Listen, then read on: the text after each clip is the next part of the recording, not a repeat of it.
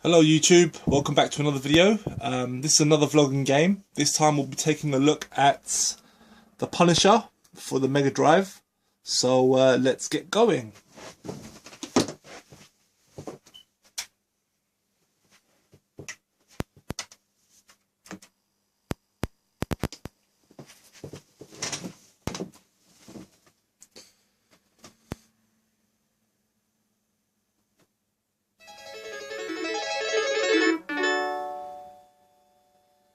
Alright, let's get started here.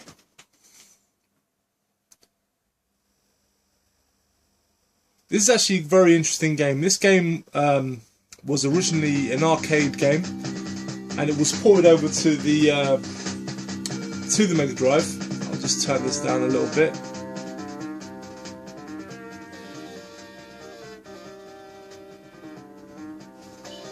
Yeah, so it was ported over to the Megadrive. It was actually very late in the Megadrive / Genesis life cycle. So this was actually a game I actually, at the time, knew nothing about. I had no idea this game came out on the Megadrive.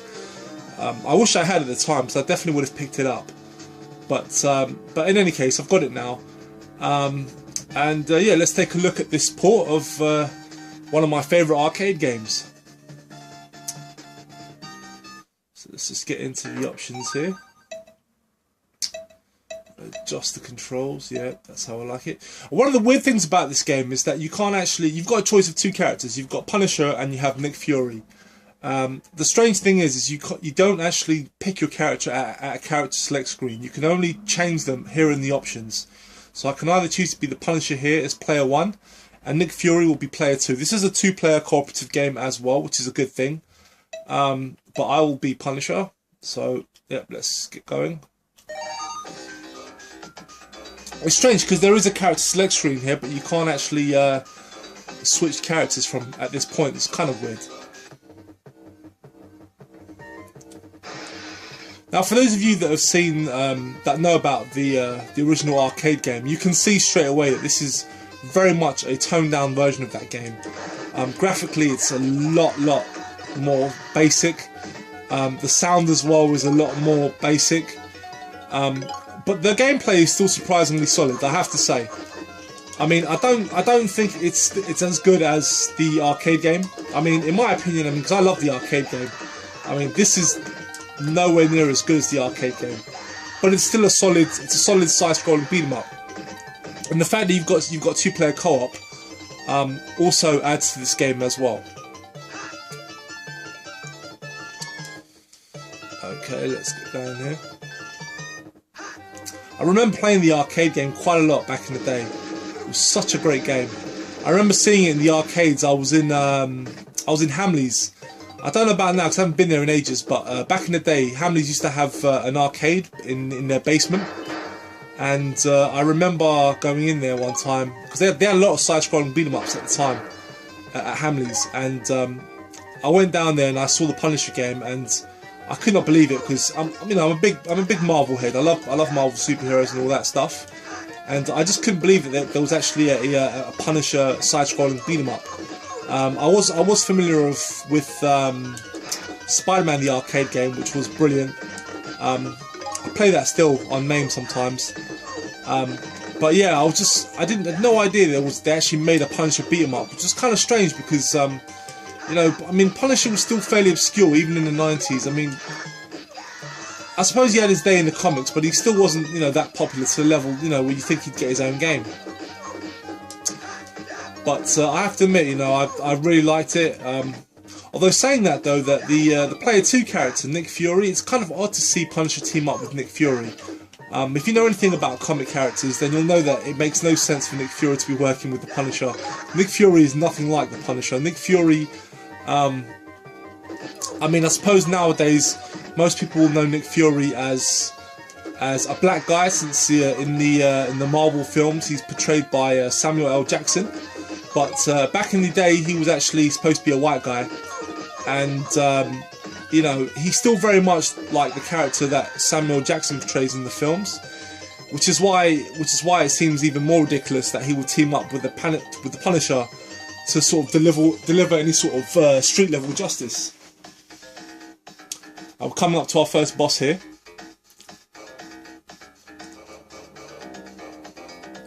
I got to say though, if you've played the arcade game first and then you come and you play this game, you'll realise sort of how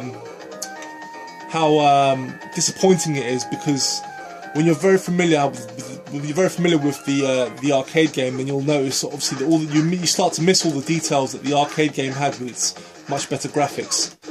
And also some of the other changes they did to this game, they sort of watered it down a little bit also in terms of the censorship. I'll get to that moment. I'll tell you about it when we get to it. But yeah, this was a bit more, I don't know, it was a bit better in the arcades. Let's get through this.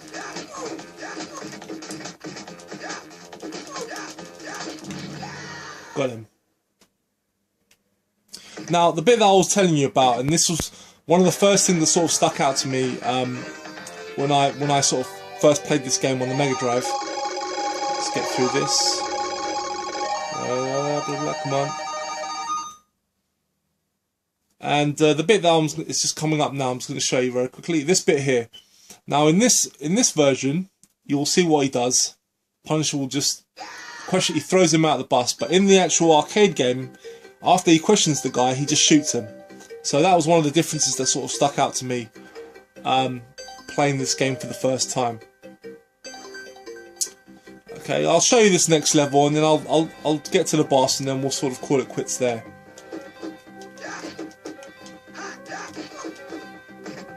Now, this game goes for stupid money. I don't recommend a lot of people shelling out for it unless you're a hardcore side-scrolling beat-em-up fan like myself, who absolutely needs to have it in his collection. But I wouldn't say it's one of the best side-scrolling beat-em-ups around. There are far superior beat-em-ups, and obviously much cheaper ones. I mean, in my opinion, Streets of Rage 2 is still the all-time king of side-scrolling beat-em-ups on the Megadrive.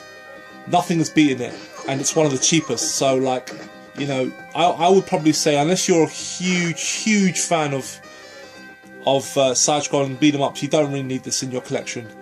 But it's still fun. It plays well. The controls are okay. Okay. Now, one of the things you might have noticed is that Punisher has yet to use any guns.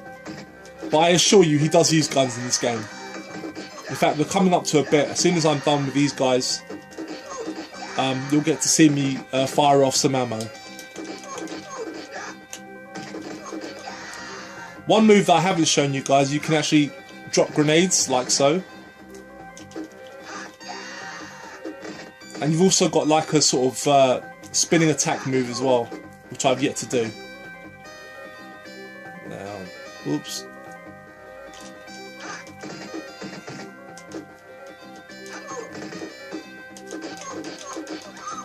Okay, almost done with this. Okay, move on to the next section. Finally going to get to use some guns now. There we go. What I thought was a cool cool thing they did with this game is that Punisher only takes out his gun when there's other people with guns, which I thought was good. I thought that was a nice little bit of detail there. If they come at him with fists and bat, he pretty much uses his fists, takes them out. But oops, oh, it's a lot harder on normal, I have to say. They do come out of the woodwork a lot more with the guns. Oh, damn.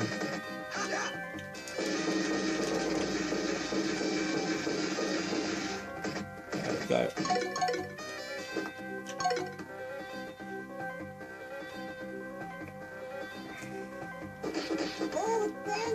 Yeah, so you can rescue some of the ladies here, and they help increase your life a little bit.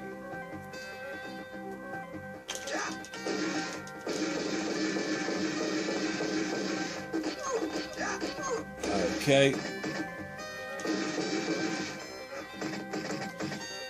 It's a shame that this game goes for such a high price, and it's actually, it's a pretty rare game in general. I mean, it doesn't turn up a lot on eBay. It's definitely, you know, it's a shame because I know there are a lot of people out there that are fans of these sorts of games, you know. I mean, I know this is not the best version of the game anyway, but I know for, you know, if you've got a Megadrive or a Genesis, it's definitely a game I would say it's worth having, but, you know, not for the price that it goes for. I would highly recommend though, guys, is to play it on MAME. Yeah, if you've got an emulator, definitely play it on MAME. Unfortunately, I currently can't play my MAME. I need to sort of find a new MAME program because my current one doesn't run on my new PC, so I can't play it. But when I did have my MAME, I used to play the arcade game a lot. Like, it was one of my favourite games on MAME. Played it so much. That and Aliens vs Predator. Those two games by Capcom were just amazing to me. I love them. Come on.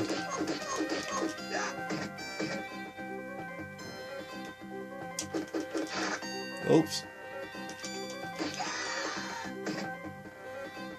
Okay.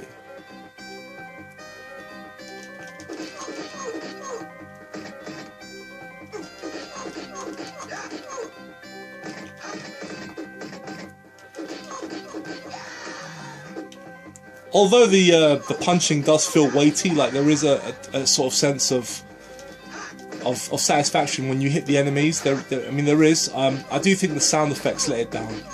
I don't think that the punching sound effects have the right sort of oomph that they needed to be compared to the arcade game. But the gameplay is solid, admittedly.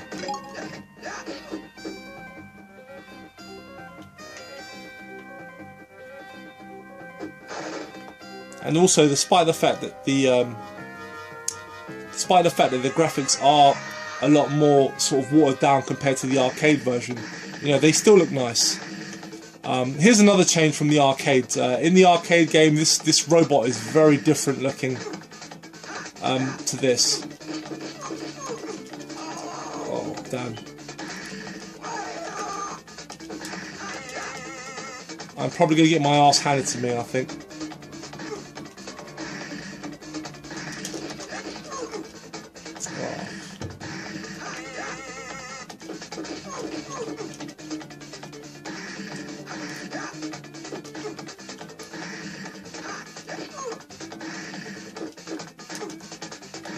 Oh god, there we go.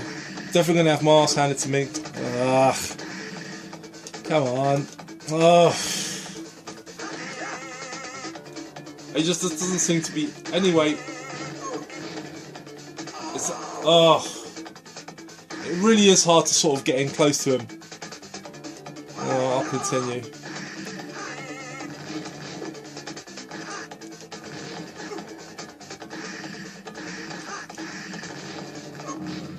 There we go. So that's it, guys. That is the Punisher for the Megadrive/Genesis. Thanks again for watching, guys. I hope you liked this video, and of course, please leave a thumbs up if you did, and of course, leave comments below. I'd love to hear what you guys think of this game. And let me skip all this, blah blah blah blah. And yeah, let me know what you guys think, and I will be back very soon. Bye bye.